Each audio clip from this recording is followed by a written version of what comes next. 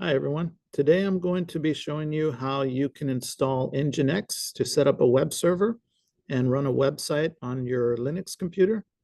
And I'm also going to be showing you how you can install your Brave browser on Linux and use it to navigate to different websites. So what I'm going to do is I'm going to start by sharing my screen. And this is my desktop right now. I'm on my Windows computer. I'm going to open up the Windows subsystem for Linux, and I have installed a Linux distribution called AlmaLinux. AlmaLinux is a distribution that's similar to Red Hat Linux. And what I'm going to do first is just check for updates by doing sudo dnf update and seeing if there's any new updates. So it shows me that there's nothing to do, so I'm sure I'm up to date with everything. The next thing I'm going to do is check my IP address. And I'm going to type in hostname space dash capital I, and it's going to show me my IP address, which is 172.27.3.51. You can see it right here. Okay, now I'm going to have this off to the side, just like that. I'm going to open up my browser, and you can see that I'm actually using the Brave browser right now. But what I want to do next is I'm going to minimize this Brave browser because I'm not going to use it just yet. But what I want to do is I want to install a web server similar to Apache web server that's going to allow me to host a website on my computer. All right. So this is what I'm going to do first. I will be putting them side by side so you can see how this actually works. But for right now, let me just kind of make this window off to the center right here. And what I'm going to do is I'm going to install NGINX. So what is NGINX? It's an alternative to Apache web server. It's an alternative to running IIS.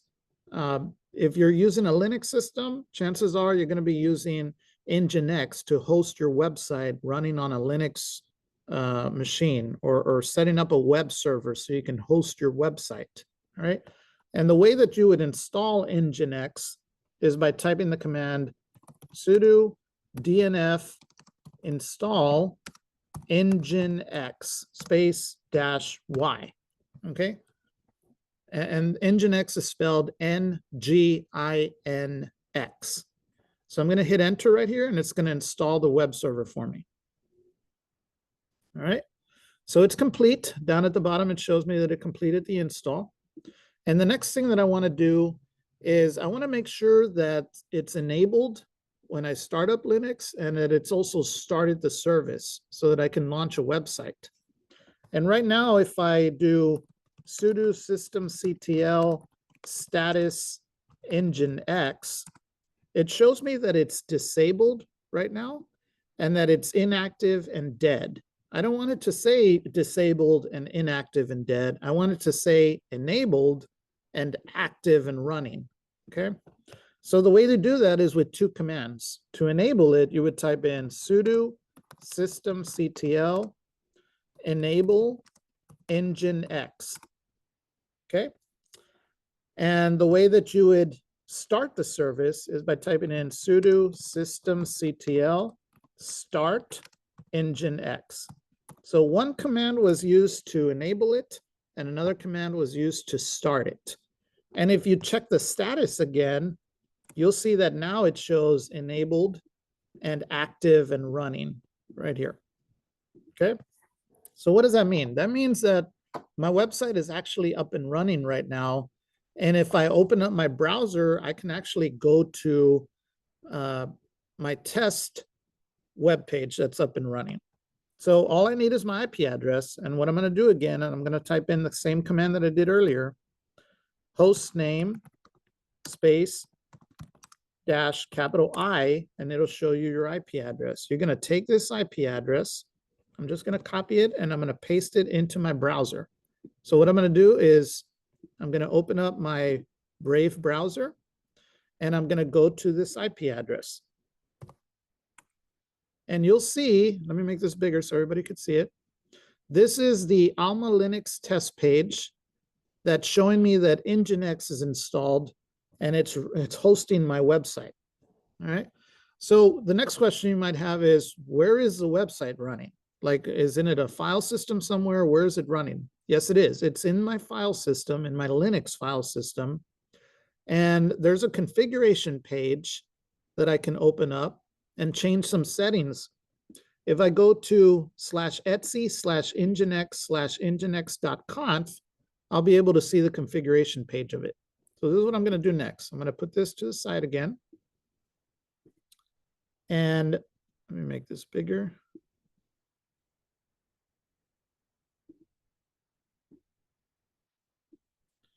And I'm going to do this, sudo nano /etsy/nginx/nginx.conf.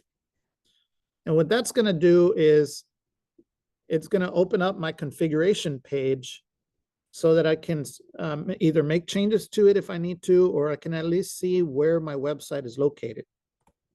And here's the configuration page of NGINX. And if I scroll down just a little bit here, I'll be able to see that down here at the bottom where it says server, it shows me that it's listening on port 80. And it also shows me that the root of my website is in a folder called /usr/share/nginx/html. I'm going to go to this location and see where I can set up my website.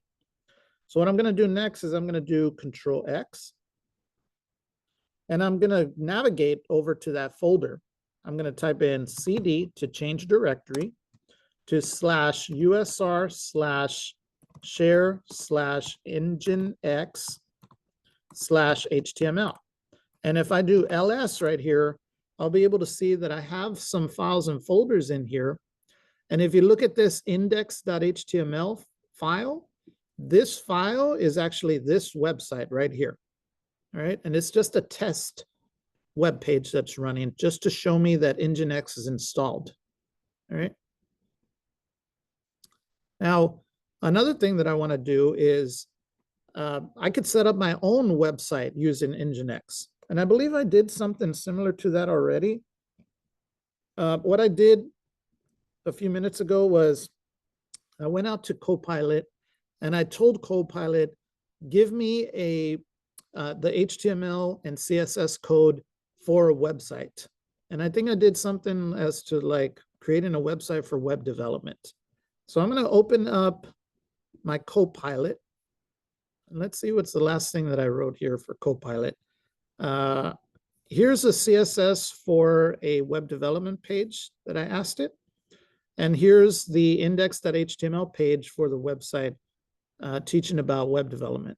And what I did was I just asked Copilot, create an HTML and CSS code for a website on full stack web development. I asked it that question, or I gave it that command, and it gave me these two files. And what I'm going to do next is I'm going to copy this HTML file, and I'm going to create a new one here. So I'm going to type in sudo nano index2.html. And I'm going to paste all of that code that Copilot gave me into here. So this is actually my new website that I'm going to run. I'm going to type in Control X, Y, and Enter. And then I'm going to grab that CSS file just to get all of the formatting and all of the colors and everything, all the fonts. I'm going to copy that, and I'm going to make a styles.css page. So I'm going to type in sudo nano styles.css, and I'm going to paste all of that code that Copilot gave me in here. And I'm going to type in Control X, Y, and Enter to save it. And now if I go over to my test page, let me make this bigger. You'll see that if I refresh this page, well, the test page is still there. But if I type at the end /index2.html, you'll see that the page changes. And there's my new website that was created for me by Copilot. All right. It's just a website where Copilot gave me all of the code that I needed to display a page that shows you about full stack web development. When you talk about full stack web development, you're talking about technologies like HTML, CSS, and JavaScript to run an interactive website for someone. I didn't need to type in any HTML code, even though I know HTML and I know CSS and I know JavaScript. I just asked Copilot to do it for me right here. So that's kind of what I wanted to show you here today. I wanted to show you how you can set up NGINX to run your website on a Linux machine. And even though this is running on top of my Windows machine, this is actually running on my Linux machine, which is AlmaLinux. So what I'm going to do next, I'm going to close my Copilot, and I'm going to just minimize this browser just for a minute. I'm going to go back to my terminal window that's on AlmaLinux, and I'm going to see if I can actually run the Brave browser. And if you've ever seen any of my previous videos, I'm always using the Brave browser. The Brave browser is great because it's always showing you how you can connect to websites in a more secure manner. This is considered to be a more secure browser to use, as opposed to using Google Chrome or Microsoft Edge or Firefox. There are secure browsers out there that you can use, like Brave, that will secure your data whenever you're using your browser. And not only that is it secure, it'll stop trackers from tracking your browsing habits. It will also pay you in cryptocurrency. If you click on the top on this little triangle icon on the browser, it'll show you that every time that you're browsing websites and they show you advertisements, if you click on those advertisements, they'll pay you in cryptocurrency. So notice here how I have 2.223 BAT, which are basic attention tokens, and that equals about 40 cents for right now. This is not a lot, but think of this as my default browser browsing the web constantly on a daily basis. This could add up. And at the end of the month, what it does is it'll transfer all of my BAT over to my digital wallet, or should I say my crypto wallet. And from there, at the end of the month, I can cash out to my real bank, right? Or to my bank account that I use. And so yeah, the Brave browser is a really cool browser to use. I definitely recommend using this if you want to be more secure while you're online. So the next thing that I'm going to do is I'm going to try to install Brave on my Linux machine. I know I have it on my Windows machine, but I want to have it installed on AlmaLinux so that I can run it. So what I'm going to do next is I'm going to minimize my Windows Brave browser, and I'm going to see if I can install Brave on my AlmaLinux machine. And the way I'm going to do this is by typing in sudo dnf install dnf-plugins-core. And it says there's nothing to do, so it finished. I'm going to type in sudo dnf config-manager space --add -repo space https://brave-release.s3.brave.com/brave-browser.repo. Make sure I spelled it correctly.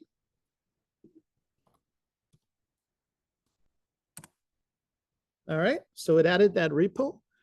And then I'm going to import by typing in sudo rpm space --import space https://brave-browser-release.s3.brave.com/brave-core.asc. Okay, so I imported.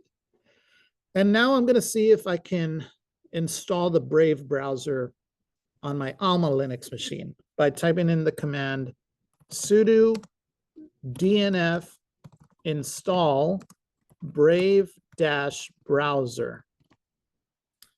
And I'm going to hit enter right here. And it's asking me if I want to continue. That's only because I didn't type a -y at the end. So I'm going to type Y to continue.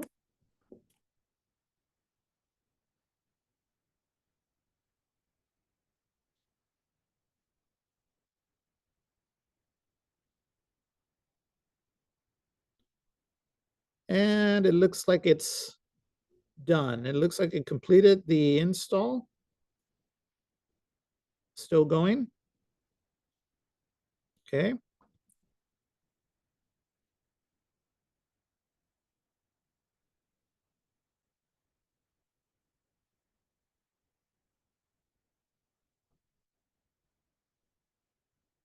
Okay, it looks like it's done. So let's see if it actually installed it. I'm going to type in, let's try it again, Brave-browser. And here is my Brave browser running on my Linux machine. This is so cool because it may look like it's running on my Windows machine, but this is actually installed on my Linux machine running on top of Windows. All right. I think this is the coolest thing. I'm going to click on skip to not set it up as my default. I'm just going to select everything default. I'm not going to check mark to send diagnostics. I'm going to click finish, and now I have my Brave browser. I'm going to see if I can actually go to my website now by typing in localhost. And there's my AlmaLinux test page. And if I type in /index2.html, there's my full stack web development web page that I just created earlier. So the difference between this one, let me go ahead and put this to the side, and this one right here is that one of them is running on Windows and another one is running on Linux. All right. And they're basically the same website. If you can tell, the fonts may actually look a little bit different, but that's only because I'm running it on top of the AlmaLinux operating system. And this one's running natively on top of the Windows operating system. All right. So that's all I wanted to show you for today. You can install Brave by using the commands that I did on a Linux computer, or you can if you're on a Windows computer, you could just go to brave.com and install the Brave browser. All right. And if you look at brave.com, there's just a button that you can click on to click on Get Brave. You can search the web privately. It has a built-in AI assistant. You can also sign up to use a VPN so that, let's say, for example, if you're in a public Wi-Fi place or a connection that offers public Wi-Fi, if you're browsing the web, it's a lot safer to use a VPN as opposed to just connecting directly to the public Wi-Fi. Down here, it shows you that there's a lot fewer ads when you're using Brave. So notice there's a page using Safari. There's a page using Google Chrome. And notice the page when you're using Brave, how there's no more advertisements, right? So this really works well as far as by blocking advertisements and blocking trackers. And if you scroll down, it shows you that there's also an app on your phone that you can download to use Brave.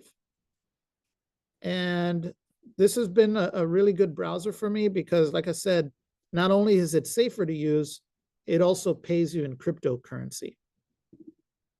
And I'm sure everybody likes getting paid as well, right? So what I'm going to do is I'm going to stop sharing.